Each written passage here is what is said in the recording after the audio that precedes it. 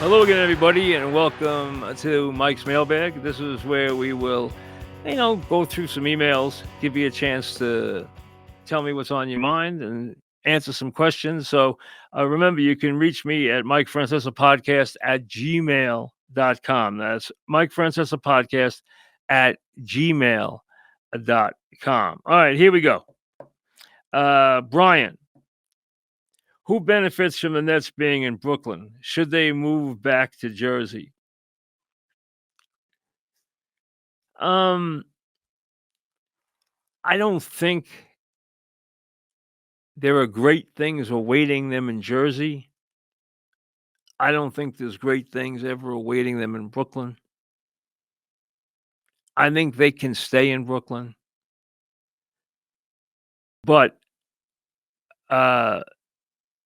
I think people's expectations when it came to what portion of this city was going to respond to them in terms of ardent fans, they were never going to cultivate Knicks fans. And anyone who ever thought that was just being silly. The Knicks have as you've seen, a stranglehold on this city. They always will. It's their town. It will never be any other team's town. The Nets will always be a distant second banana. Doesn't matter if they're in Jersey or in Brooklyn or wherever they might be in the tri-state area. If they're in this area, if they're in the Knicks sphere of influence, they will always be an also ran. They will always be an aside. It will never change. Sorry, but it will never change. There's no way for it to change. Claudio, will Rick Pitino ever return to the NBA? No, I don't think so. First of all, he's closing in on 75 years old. Nobody wants a 75-year-old NBA coach. His stay in the NBA is spotty at best. Boston was not a pleasant experience. I think he will coach St. John's to a chance. I think he will coach St. John's for 3 more years or a championship if it comes sooner. And I will tell you this, they will have a very, very good shot, meaning that I will make them one of the top 5 favorites this year in the country to be a championship team. So this could be the year they will be among the top 5, I think, in terms of having a chance to win a championship this year.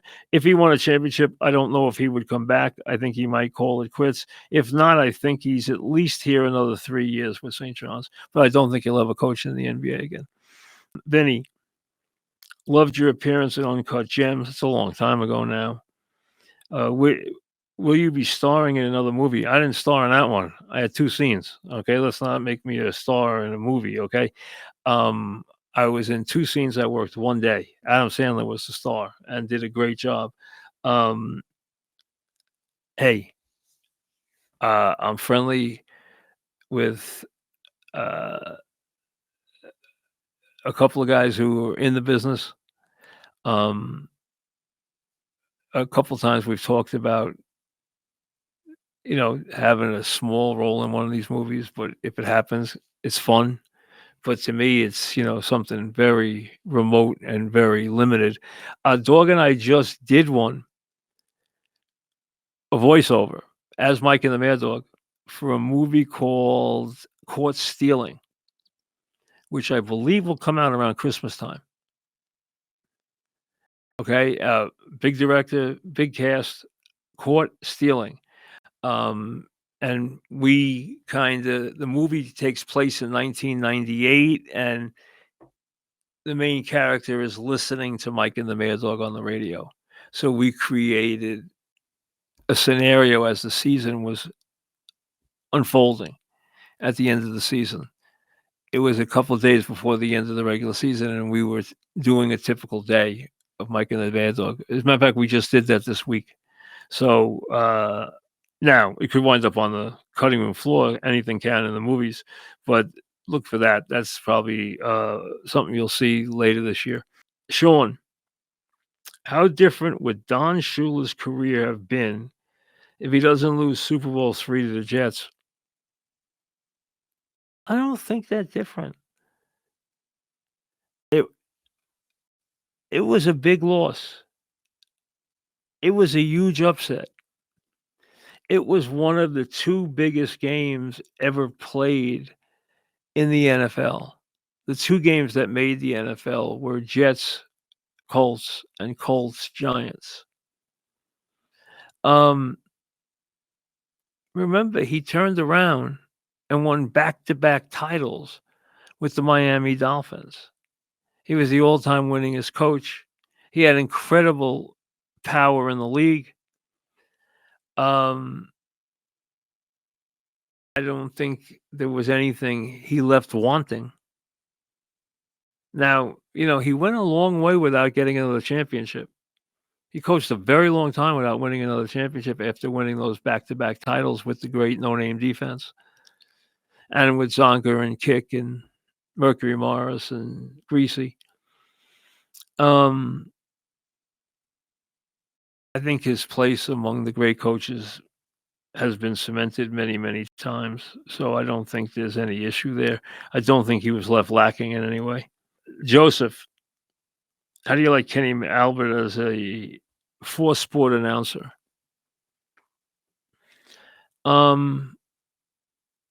Kenny's versatile. He's talented. His father was talented. He's talented. He's a terrifically versatile play-by-play man. He's also a really good guy. So he's probably as versatile as any big-time play-by-play guy out there. So give him credit. He's a very good announcer, as is Iron Eagle. And, the other ones who were big, I don't have to tell you who they are. You know who they are. The guy who were the big guys for each of the networks. But Kenny and Ian are 2 guys that can do everything. Mike asks, what are your thoughts comparing Secretariat to Spectacular Bid? One could argue that Bid, had he won the Triple Crown, would have been as valued as high as Secretariat. I don't agree at all. Did Spectacular Bid have hard luck? Yes. Wasn't well ridden.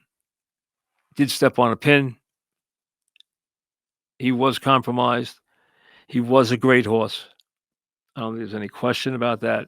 But Secretariat was the most dynamic horse that ever lived. He set the track record on all 3 races. And his Belmont is one of the historic sporting events of all time and is a record that still stands all these years later. You're talking about 52 years later. The record still stands. The time still stands. And nobody has even ever approached his time of 2:24 for the Belmont. Ever. And to win that race, under the pressure he was under, to win that race against a terrific horse in Sham and put Sham away and then run as fast as he did, basically against the clock, against time, against himself, against history, against immortality. His Belmont's one of the great feats of all time and probably the most impressive racing display of all time, without any question. Could you compare Mendoza to Terry Francona in terms of their impact on the game? Not yet. Francona is one of the great managers in the history of baseball.